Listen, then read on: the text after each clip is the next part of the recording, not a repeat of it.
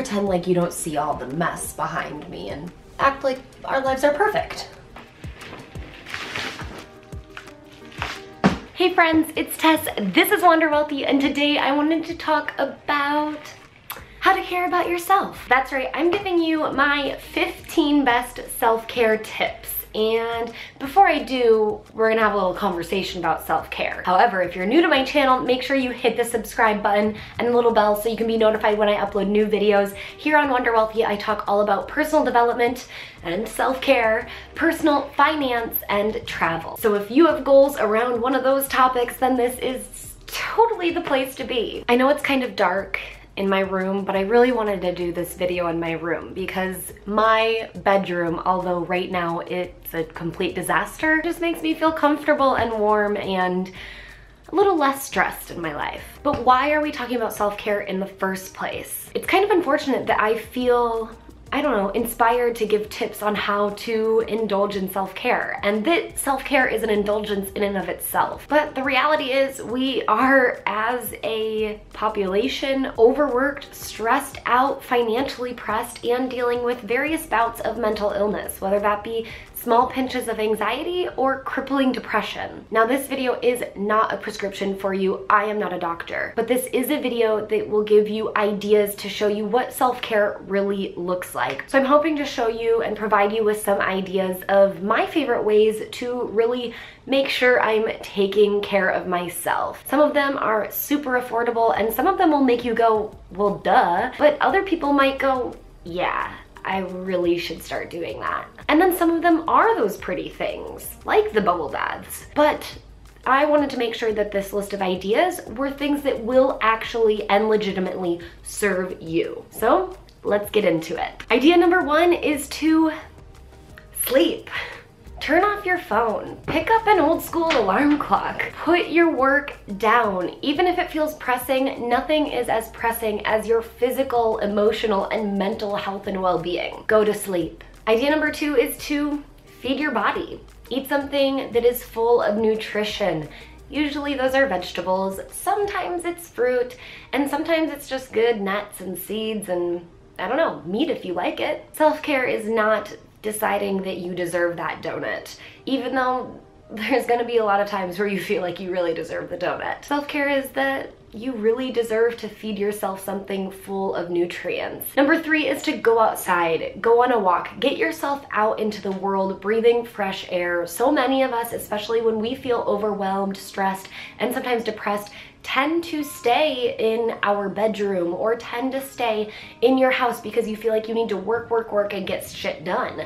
But the honest thing is, you need to figure out a time where you go, okay, if I don't get myself out of this situation, if I don't physically remove myself from the place that I'm in and go out and go for a walk and get fresh air, I'm gonna go crazy. And that's when you really need to force yourself. Even if it's putting your hair in a messy bun and putting on those sweatpants and tennis shoes and getting the heck out of there. Number four is to sweat. Get in a workout. Even if you hate working out, getting those bad toxins out of your body by sweating them out is really important. Exercising can also increase your endorphins and remove that stress hormone, depending on how hard you push yourself. So find that good balance, but just go for that physical activity and sweat a little bit. So you can start with a fresh air walk outside and then start running. There you go. Two birds, one stone. Number five is to take a shower.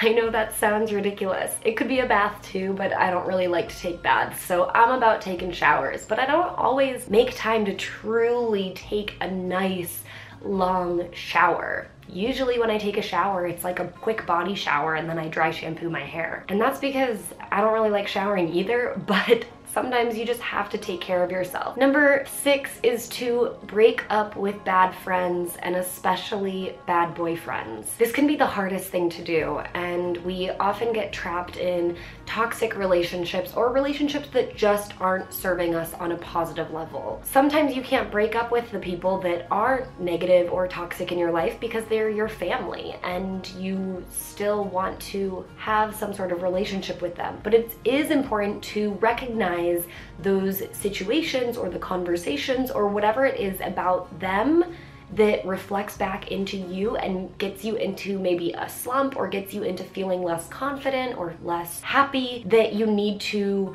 figure out how you can navigate around those conversations or those situations or whatever it is. A lot of times with friendships, you can decide to kind of draw a line and not pursue it any longer, and more intimate relationships too. And that is so important for yourself, no matter how hard or how much it feels like it's going to hurt in the beginning, because it can be hard to end a relationship when you know it's not good for you. But in the long run, if you think sustainability wise, if you think long term, it is the best thing you can do for yourself, especially if you choose to put yourself first and care about yourself. Number 7 is to go to therapy. A lot of people are gonna be like, me?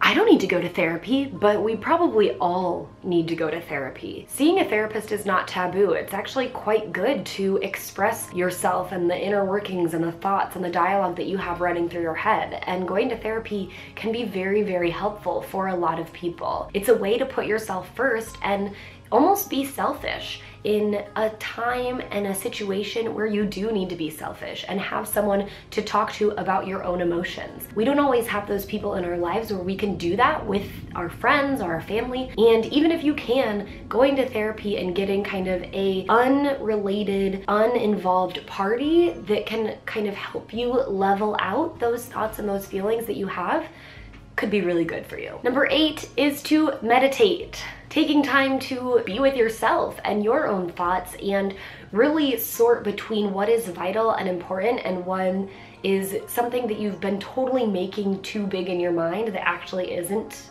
a huge deal or you shouldn't give your attention to, can be really helpful. And meditating can help you parse through those items. Meditation has a ton of other benefits, and I just think that if you can reserve even 5, 10, 15 minutes to yourself to meditate every day, it'll help you make better decisions, it'll help you stay focused, and it will help you with your own health and well-being. Number 9 is to budget. Now, I never said that self-care was always fun. Sometimes it is doing that tough stuff, and it's sitting down and it's deciding that you've been spending way too much and you need to start getting your booty in gear. I have a budget that's actually fun to do and rewarding, and if you hate traditional budgeting, then you're definitely gonna wanna check out the anti-budget. I'll link it up here. I have a free training. You can get all of that good stuff and start putting yourself and your money first before, I don't know, blowing it all once you get paid. Number 10 is to pick up a side hustle. Who doesn't want to get paid for some of their hobbies? And that's what I really see side hustling as, is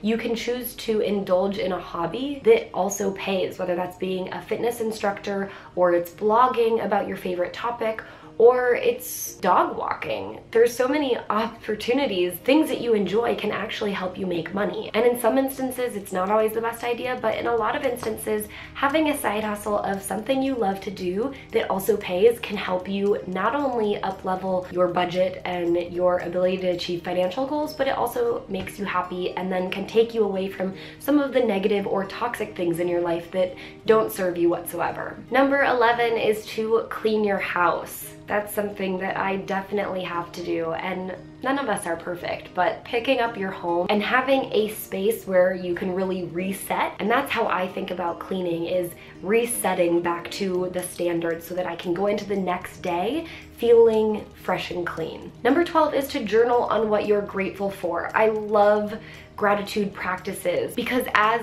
Tony Robbins says, you cannot be grateful and fearful at the same time. So if you can really focus your thoughts on gratitude and you start your day off with gratitude, then it's a really nice way to go into your day-to-day without fearing or worrying or stressing about some of the things that you haven't quite gotten or achieved yet. Number 13 is to take a sick day. How many of us really use the number of sick days we're allowed to take during the year? Unless you've encountered an emergency or have gotten really sick in recent years, you probably haven't really taken all of your sick days. And sometimes it's really nice to just take a day where no one else has taken the day off, but you are taking the day off, and you can do the things you need to put yourself first and take care of a lot of things that will just help reset your life back on the right path. Number 14 is to book a massage. I love massages. It's one of the things that I will never ever stop buying,